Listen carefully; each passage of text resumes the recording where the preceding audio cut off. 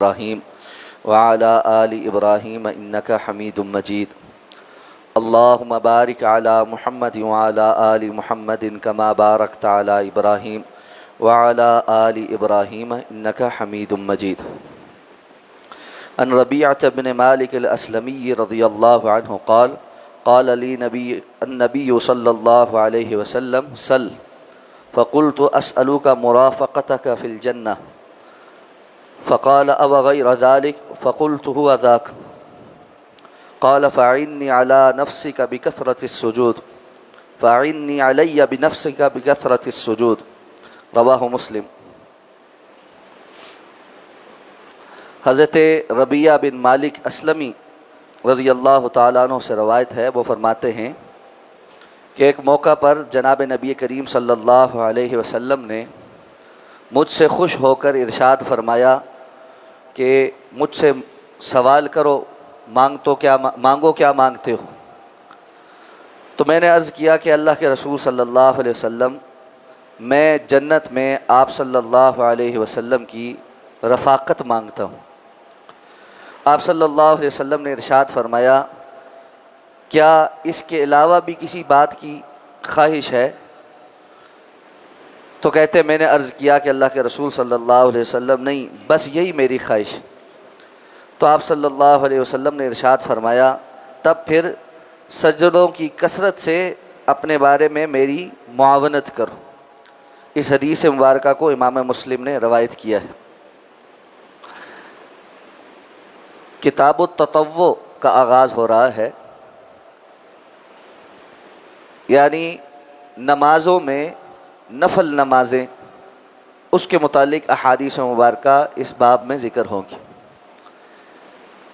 معلوم ہے نماز دو طرح کی ہے، ایک جو فرض نماز ہے اور ایک جو نفل نماز ہے۔ تطوع ایسی نماز کو کہتے ہیں جو زائد ہو، یعنی اضافی ہو، انسان خوش دلی کے ساتھ زائد جو کام کرے اس کو تطوعاً کہتے ہیں۔ تو فرض تو چونکہ اللہ کی طرف سے لازم کر دیے گئے ہیں اور اس کا ادا نہ کرنے والا مجرم ہے اور گناہگار ہے، تو فرض تو پڑھنے ہی پڑھنے ہیں، لیکن فرائض کے آگے پیچھے یا دیگر مواقع پر جو زائد بندہ نماز ادا کرتا ہے اس کو تطوع کہتے ہیں۔ جیسے سنت مؤکدہ ہم کہتے ہیں کہ نمازوں کے آگے پیچھے جو ہم سنتیں ادا کرتے ہیں، فجر کی نماز کے فرائض سے پہلے 2 رکعت، ظہر کی نماز کے 4 فرضوں سے پہلے 4 رکعت اور بعد میں 2 رکعت، مغرب کی نماز کے 3 فرائض کے بعد 2 رکعت اور عشاء کی نماز کے 4 فرضوں کے بعد 2 رکعت، یہ کل 12 رکعت، ان کو سنت مؤکدہ کہا جاتا ہے، تاکیدی سنت ہیں، یہ بھی نفل ہی ہیں، اصل نماز یہ بھی نفل ہی ہے۔ ان کو سنت مؤکدہ کیوں کہا گیا؟ کہ یہ وہ نوافل ہیں جو آپ صلی اللہ علیہ وسلم تاکیداً ادا کرتے تھے، روزانہ کی بنیاد پر آپ صلی اللہ علیہ وسلم یہ نوافل نمازوں کے بعد یا شروع میں ضرور ادا کرتے تھے، کم ہی ایسا ہوا کہ آپ نے ان کو چھوڑا ہو، تو اس لیے ان کو مؤکدہ کہہ دیا گیا، وگرنہ ہیں یہ بھی نفل ہی ہیں۔ تو نماز اصل میں 2 طرح کی ہے، یا فرض یا نفل۔ تو ان نفل نمازوں کے متعلق کیا احادیث مبارکہ ہیں، کیا ان کی فضیلت ہے، کب کب پڑھنے چاہیے، کیسے پڑھنے چاہیے، اس سے متعلقہ احادیث اب اس باب میں ذکر ہوں گی۔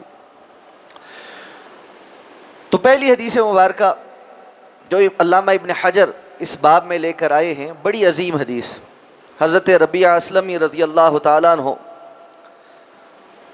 فرماتے ہیں کہ اللہ کے رسول صلی اللہ علیہ وسلم نے مجھ سے پوچھا کہ تم کچھ چاہتے ہو، کچھ سوال کرنا چاہتے ہو، سل، کچھ مانگو۔ یہ در حقیقت تھوڑا سا طویل واقعہ ہے کہ حضرت ربیعہ اسلمی نے رسول اللہ صلی اللہ علیہ وسلم کی ایک حاجت پوری کی، تو آپ صلی اللہ علیہ وسلم نے خوش ہو کر پھر ان سے کہا کہ اب مانگو کیا مانگتے ہو۔ جس طرح کوئی بڑا کسی چھوٹے کو کہتا ہے کہ تم نے یہ فلاں کام بہت اچھا کیا ہے، اب مانگو کیا، انعام میں کیا مانگتے ہو۔ تو آپ صلی اللہ علیہ وسلم نے بھی ان سے کہا کہ مجھے جب میں گھر جاتا ہوں پھر اضطراب شروع ہو جاتا ہے، دل کرتا ہے آپ کی زیارت کروں، تو میں گھر سے پھر نکلتا ہوں، پھر آپ کے پاس آتا ہوں، آپ کو دیکھتا ہوں تو پھر چین آ جاتا ہے۔ لیکن اب پریشانی اس بات کی ہے کہ اگر میں جنت میں چلا بھی گیا تو کہاں آپ اور کہاں ہم، آپ کا مقام اور مرتبہ یقیناً وہ بہت اعلیٰ اور عرفہ، تو جنت میں آپ تو بہت اونچے مقام پر ہوں اور میں کہاں آپ کو دیکھ سکوں گا۔ تو پریشانی مجھے یہ لاحق ہے کہ جنت میں آپ کی زیارت کیسے نصیب ہوگی، یہ مقام اور مرتبہ۔ تو انہوں نے کہا اللہ کے رسول اور کچھ نہیں چاہیے، صرف یہی چاہیے۔ تو پھر اللہ کے رسول صلی اللہ علیہ وسلم نے ایک رہنمائی کی، یہاں اس رہنمائی پر بھی توجہ کرنے کی ضرورت ہے۔ یہ جو ہمارے ہاں ایک بات ہو گئی کہ تھوڑا سا کسی دینی مقام اور مرتبے پہ فائز ہو گیا، وہ جنت کے ٹکٹ بانٹنا شروع ہو گیا۔ ہاں جی ٹھیک ہے، میرے ہاتھ بیعت ہو جاؤ سب پار، فلاں بزرگ کے ہاتھ بیعت ہو جاؤ سب پار، اور میرے ساتھ ایسا کیا اب تو پکا جہنمی ہو گیا، والعیاذ باللہ۔ رسول اللہ صلی اللہ علیہ وسلم سے بڑھ کر کون؟ آپ صلی اللہ علیہ وسلم نے گارنٹی تو نہیں دی یہاں پر کہ ربیہ ٹھیک ہے، آج تم نے جنت میں مجھ سے میری مرافقت کا سوال کیا، آج سے تم جنت میں میری مرافقت اختیار کر چکے، آئندہ تم جنت میں میرے ساتھی ہی ہوگی۔ اللہ کے رسول یہ دعا مانگتے، اللہ تعالیٰ عطا فرما دیتے، کوئی اس میں اچنبھا نہیں۔ لیکن اس موقع پہ بھی اللہ کے رسول صلی اللہ علیہ وسلم نے عمل کی طرف توجہ دلا کہ یہ خالصتاً اخلاص اور عمل صالح ہے جو کل کو انسان کو جنت میں مقام اور مرتبے پر فائز کرے گا۔ دوسری جگہ رسول اللہ صلی اللہ علیہ وسلم نے فرمایا من بطأ به عمله لم يسر به نسبه، جس کو اس کا عمل سست کر دے اس کا حسب نسب اس کو آگے نہیں لے کے جا سکتا۔ تو آپ نے فرمایا اگر واقعتاً ایسا چاہتے ہو تو اس معاملے میں کثرت سجود کے ساتھ میری مدد کرو۔ کیا معنی؟ کہ فرض نمازوں کے علاوہ بھی نوافل کا اہتمام کیا کرو، کثرت سے اللہ رب العزت کے سامنے سجدے کیا کرو۔ یہ کثرت سجود، نفل نماز، یہ انسان کو اللہ کا مقرب بناتی ہے۔ دوسری حدیث میں رسول اللہ صلی اللہ علیہ وسلم فرمایا نا کہ حدیث قدسی ہے کہ اللہ تعالیٰ فرماتے ہیں کہ بندہ کسی اور چیز سے میرا قرب اتنا نہیں حاصل کرتا جتنا نفل نماز سے حاصل کر لے، اور جب وہ نوافل کا اہتمام کرنا شروع کر دیتا ہے تو پھر وہ اللہ کا مقرب بن جاتا ہے۔ تو اپنے نوافل کا اہتمام کرنا، اور ان نوافل کو زیادہ تر اپنے گھروں میں ادا کر۔ آپ صلی اللہ علیہ وسلم کا فرض نماز کا اہتمام مسجد میں جماعت کے ساتھ، اور سنتوں کا اور نفلوں کا اہتمام گھر کے اندر تھا، تاکہ گھر والے بھی دیکھیں، بچے بھی دیکھیں کہ آپ نماز پڑھنے والے ہیں، گھر والوں پر ایک اثر پیدا ہوتا، گھروں کے اندر ایک روحانیت کا ماحول پیدا ہوتا، اولاد سیکھتی ہے۔ اس لیے کثرت کے ساتھ نوافل کا اہتمام۔ اور آپ صلی اللہ علیہ وسلم کی احادیث ہم ابھی پڑھیں گے کہ آپ سفر پہ جانے سے پہلے نفل پڑھتے تھے، واپس آ کر نفل پڑھتے تھے، کسی کام سے نکلنے کے لیے نفل پڑھتے تھے، واپس آ کر نفل پڑھتے تھے، اور نمازوں کے آگے پیچھے کا تو ذکر ہو بھی گیا اور آگے ہوگا بھی۔ تو اللہ کے رسول کثرت کے ساتھ جب کوئی موقع بن جاتا تھا کھڑے ہو کر اللہ کے حضور نوافل پڑھتے تھے، اور پھر رات کی نماز تو ایک علیحدہ سے آپ کا اہتمام تھا۔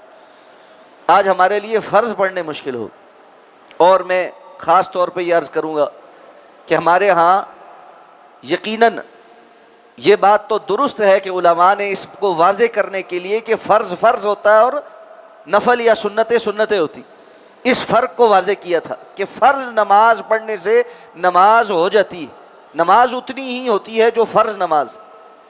اس کا نتیجہ یہ نکلا کہ ہمارے یہاں اکثر نوجوانوں نے خاص طور پہ اس کو وتیرہ بنا لیا کہ سنتیں پڑھنی، سنتیں کیونکہ فرض نہیں ہے تو بس ثواب سے ہی محرومی ہے، کون سا گناہ ہے، تو سنتیں پڑھنی ہی نہیں۔ یہ بہت غلط روش، بہت غلط روش۔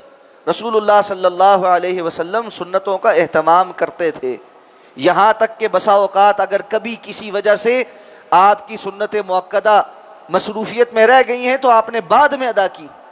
اس لیے بلا کسی وجہ کے اپنی عادت ہی بنا لینا اور روٹین میں ہی سنتیں ادا نہ کرنا، یہ درست طریقہ کار نہیں ہے۔ اللہ ہمیں نوافل کا اہتمام کرنے کی توفیق عطا فرمائے۔ سبحانک اللہم و بحمدک، نشہد ان لا الہ الا انت، نستغفرک و نتوب الیک۔ ہفتہ